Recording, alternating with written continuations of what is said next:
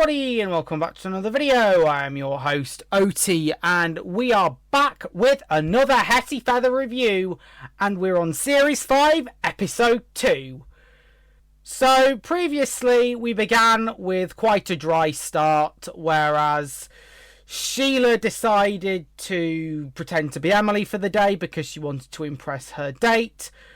Hetty then decided to expand on this by setting up an entire tea date and playing along with it, just to have a bit of fun. However, that fun is ruined when Prince Ashok arrives. A very spoilt prince at that, or a Maharaja as he is known in India. So he's very much unaware that Emily isn't there at the minute, as the Calenders are currently on holiday.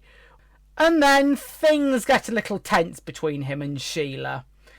In the middle of the fight, though, Rosamond seems to have returned as well with Constance and Edwin. And because of this, Sheila is fired. However, the way she left was incredibly rushed, I felt. And she wanted to marry Private Geordie Shaw or Private Wilfred Sturgis. And as for Ashok, we're going to find out in this episode his purpose for going to Calendar Hall, which at first he said it was to be educated, but at the end of the last episode, Hetty's narration teased that he was there for something much, much more. So yeah, let's begin on Series 5, Episode 2. Hetty's opening narration is about how she'd love to go on an adventure as she talks to a doll for some reason. Yeah, like this is some loony asylum or something. Can you imagine if I suddenly started talking to my Doctor Who figures while the latest episode is on? Hell, I might even call the Gallifrey Falls Doctor Mini-Me. So, Mini-Me, how do you feel as though this episode of Doctor Who's going to be? I think it's going to be absolute shit. Yeah, you're right there, mate. If only I was the Doctor instead of Shooty. Everything to her seems like a chore as she fails to deliver Ashok's flowers and is blamed for her failure. Yeah, your work, love. Everything is a chore. She seems to be bored of the same old things happening as we go from a shot of Jack in the greenhouse to a man and a woman approaching Calendar Hall. The girl is an adopted daughter and the man is some criminal of sorts, recounting that Calendar Hall will have some easy pickings as we cut to the title sequence. Now, they still haven't updated the final shot of the titles with that shot of Hetty with the logo, which they had the opportunity to change from the closing shot of the last episode. After the title sequence, Hetty and Lizzie return to the kitchen with some rejected food from Rosamond. So Agnes tells her adopted sister to give it to Ashok instead. Hetty and Lizzie both have a good laugh, but Hetty is told to get the post. Rosamond isn't in a particularly good mood as she thinks of several things that Hetty hasn't done today and finds a letter from Harriet, commenting that her employee doesn't look too rushed as she reads it. Back outside, we see the man turn away possible interviewees for the job of butler as adopted daughter hides in plain sight. We actually see two men coming, but there could have been more. Hello there, my name's Carson, and I'm here to apply for the job of the new butler. I'm sorry, but isn't your show set in this time? Oh, no it isn't.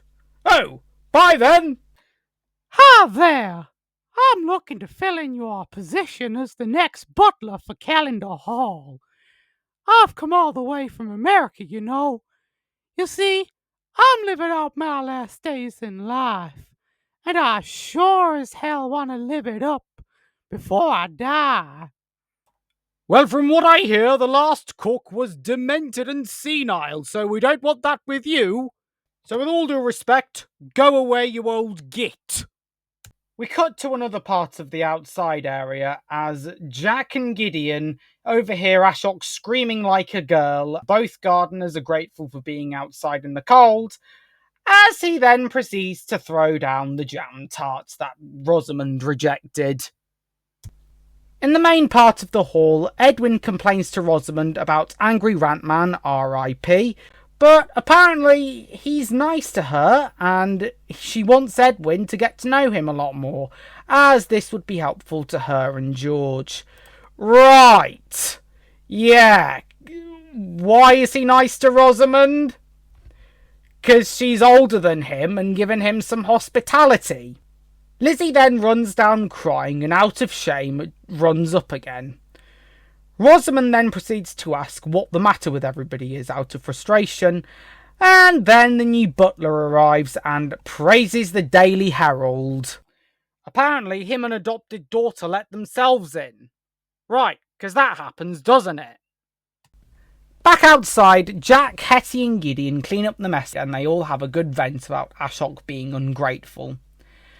Hetty then tells Gideon about the letter from Harriet, and we don't find out what the letter says, as Agnes approaches, then tells her to get on with her work, and then to end the scene, Ashok throws out a teapot. Luckily, this is metal and not fine china, otherwise there would probably be some injuries. And they'd have to call injury lawyers for you, not that that existed in Victorian times. The man who wants to be a butler's CV says that he served Lord Castlemere, who is an old friend, or enemy, of George. He is then asked why he left his previous post, and adopted daughter answers that her mother died in Scotland of an illness, which makes the guy who looks like the master quite emotional. And I'm not kidding here, he looks like he could play the Anthony Ainley master. But tell you what, this guy needs to be the master. Constance then comes in, annoyed at baby William's crying. So she's told to go outside, and she picks up a book called The Heroic Quest, and goes out to read it. Sorry, that is the most generic looking book I've ever seen in my life. The Heroic Quest. So Rosamond and the Master lookalike both agree that the staffing needs an adjustment, as he claims to be a Navy man. We cut to the gardens now, as Constance sees a distracted Jack confess that he wants to marry Hetty after what happened with Sheila, which makes Gideon laugh in quite a worried way, making Jack walk off. Constance then appears out of nowhere asking what his problem is, and Gideon answers that he's in love. Yeah, 'cause wanting to marry someone worked out so well for Sheila last episode, didn't it? Hey, here's an idea, Jack. Set up a date with Hetty and pretend to be someone else. I'm sure it'll work really well, and certainly have nothing said about it. We now go to the kitchen, as Agnes seems to have finished frustratedly without help, as Lizzie has been upstairs, and there seems to have been a miscommunication about a meat order. Walking out of the darkness is adopted daughter Know-It-All Nolly, saying that filling out the orders is actually the housekeeper's job, which she directs towards mainly Agnes. Lizzie then attempts to go to post a letter, but she has to clean the floor instead. We find out that adopted daughter is actually called Flo, and the new butler is called Ambrose.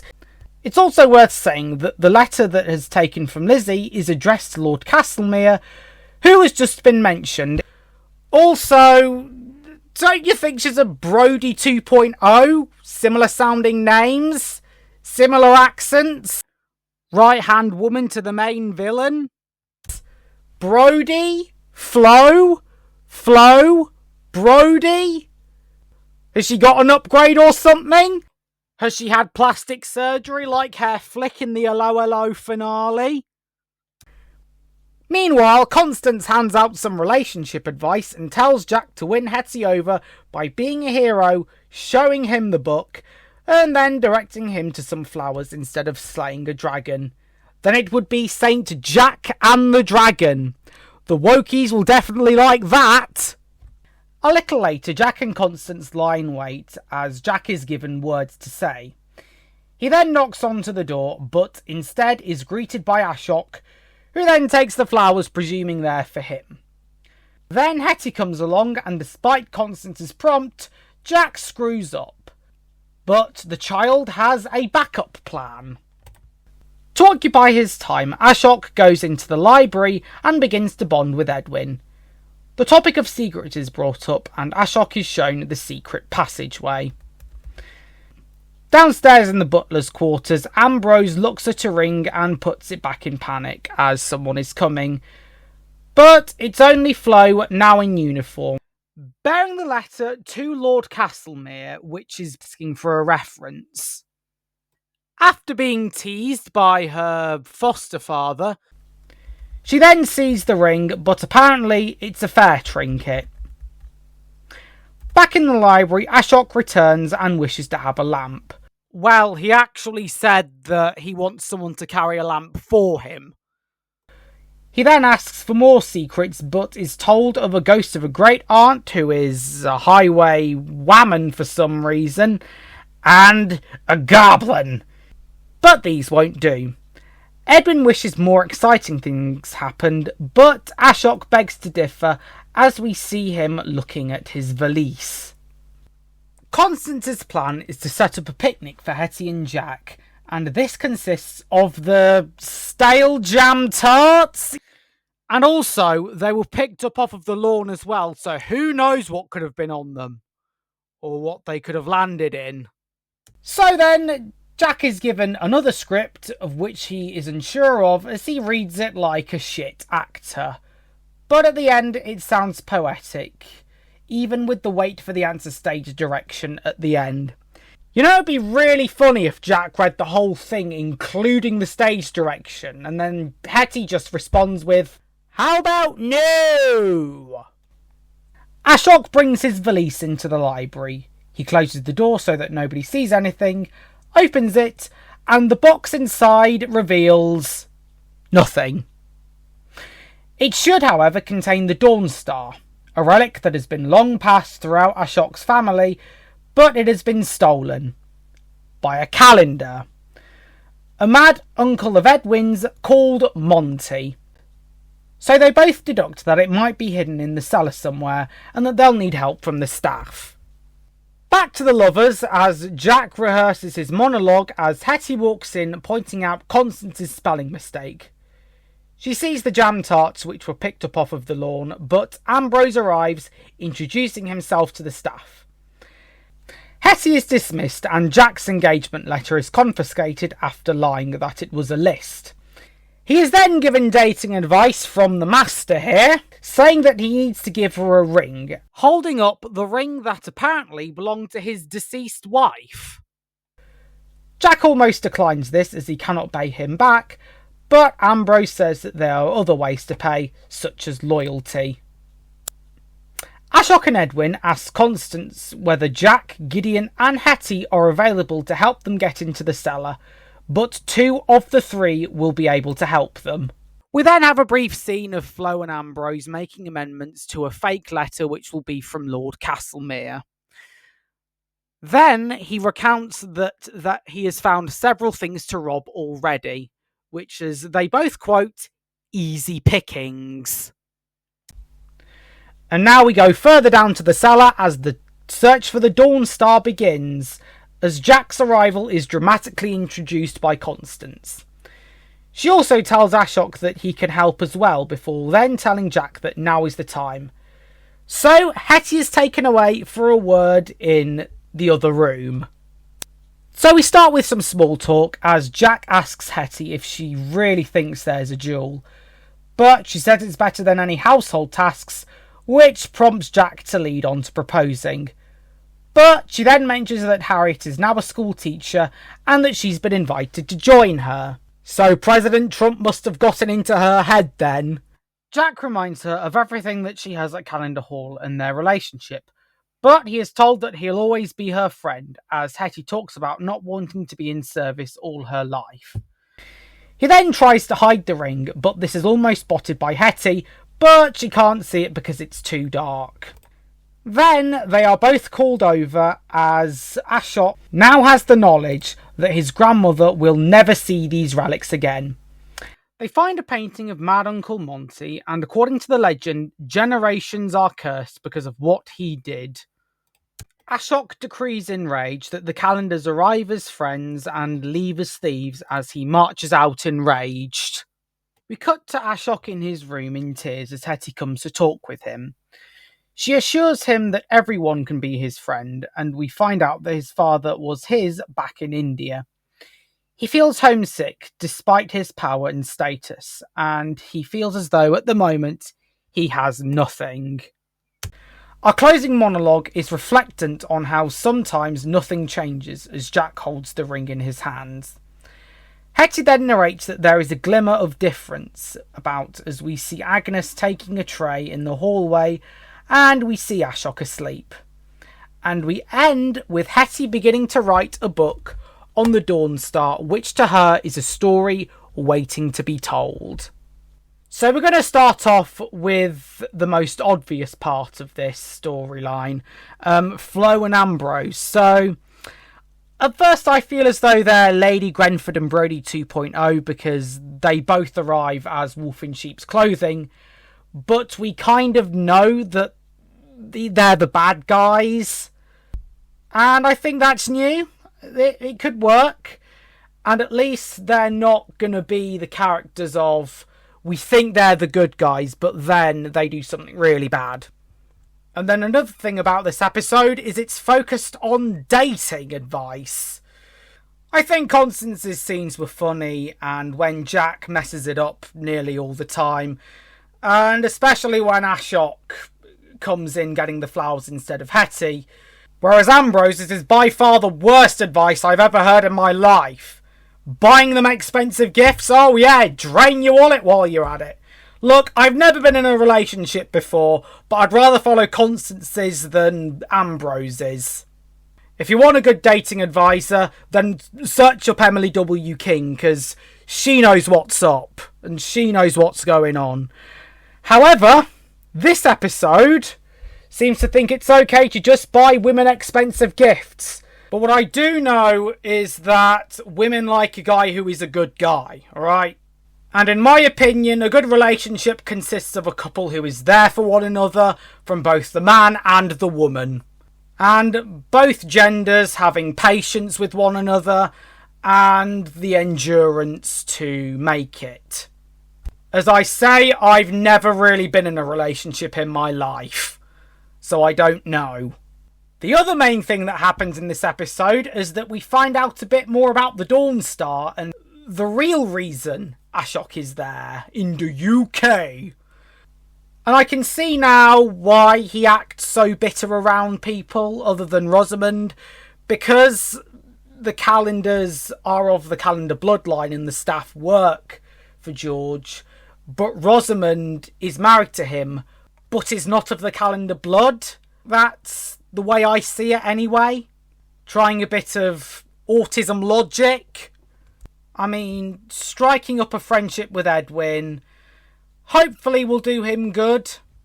I hope that Ashok's character improves as well later on in the series. But yeah, I'm interested to see where this goes and how this is going to be a big race for the Dawn Star for both parties, because let's face it, that's why Ambrose and Flo are there anyway. And then, carrying on back to the topic of dating, it's nice to hear that Harriet's okay in New York, and in this revelation, inviting Hetty over definitely gives their relationship a difficult obstacle to overcome. It's almost like a bit of a Gavin and Stacey situation where one wants to live one place and one wants to stay where they are. God, does that make Gideon Smithy? Another thing that I want to point out about this episode is that a lot of the transitions happen too quickly. So I think that scene where Ashok looks at his valise should have been cut, because it would add the concept of time in the show. And it's the same for when we go outside with Jack and Constance and immediately cutting to upstairs. You know, I think we should allow a scene in between to give us the concept of journey times. So now it's time for Method in the Making with the one and only Cook Jenkins. Love is in the air, every sight and every sound. Love is in the air, especially in kitchen. I love me hard work. Da da da da da da. Roses are red, the cheese is blue, which means it's stale, and neither are you. So for some reason, a small adolescent child knows everything about the dating world, or at least adapting it from a book that she read. A very English book, if I might add, which will make us all proud. Whatever you do, though, don't wave that in front of any liberals. You know what'll happen if you try it in a small town. And now we got the lovebirds of Hetty and Jack expanding on their relationship. And finally, there's an obstacle in the way. As if all relationships are perfect. Yeah, everyone knows that they aren't. Hey, I know two places up the road from me called Coronation Street and Emmerdale Farm. And they've always got something going on over there.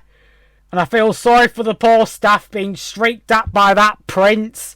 Honestly, does he expect a whole bloody parade for him? It shan't happen over here, my lad. Well, that's it for today. See you later.